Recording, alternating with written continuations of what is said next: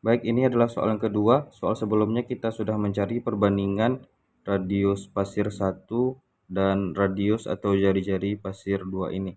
Sekarang pertanyaannya adalah, nah, kedua jenis pasir tersebut dituangkan dengan laju yang sama hingga kedua dasarnya bertemu di satu titik. Jarak antara P1 dan titik temu tersebut adalah, nah, jadi kalau pasir A ini atau pasir 1 ini dituangkan, maka akan terjadi perubahan jari-jari. Jadi perubahan jari-jari akan terus melebar ya.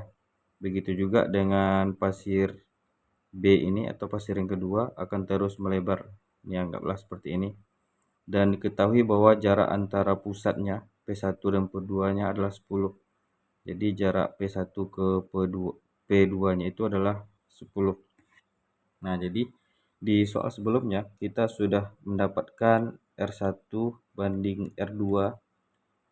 Bagi yang belum nonton, silakan cek di playlist PM SNBT Ocu Bimbel. Jadi di sana sudah dikumpulkan bank-bank soal penalaran matematis SNBT sebagai persiapan untuk tahun 2024. Jadi sudah didapatkan perbandingannya 1 banding akar pangkat 3 dari 6.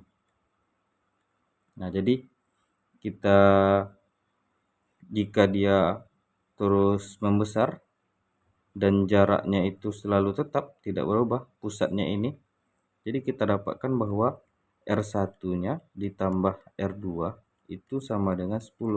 Ya, jadi jaraknya ini kan jari-jarinya itu saling menempel jadinya ya. Jadi dapat kita katakan R1 tambah R2 sama dengan 10. Artinya pertemuan mereka itu menyebabkan sama jumlah jari-jarinya itu sama dengan jarak kedua pusat dari alas ini.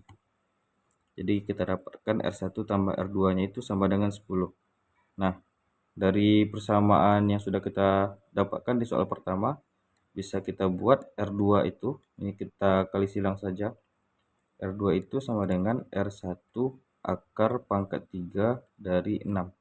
Nah, jadi tinggal kita substitusi saja nilai R2 ke sini. Jadi R1 ditambah R2 kita itu adalah ini. R1 dikali dengan akar pangkat 3 dari 6 sama dengan 10.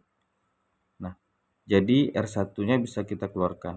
R1 dalam kurung 1 ditambah akar pangkat 3 dari 6 sama dengan 10. Jadi R1 itu, nah, jadi R1 itu maksudnya adalah jarak antara P1 ke titik temu. Jadi jarak dari P1 ke titik temu itu jadi sama aja itu perubahan atau jari-jari yang sudah berubah ya gitu ya. Jadi sama aja kita mencari berapa radius R1-nya. Jadi R1 sama dengan 10 per 1 ditambah akar pangkat 3 dari 6.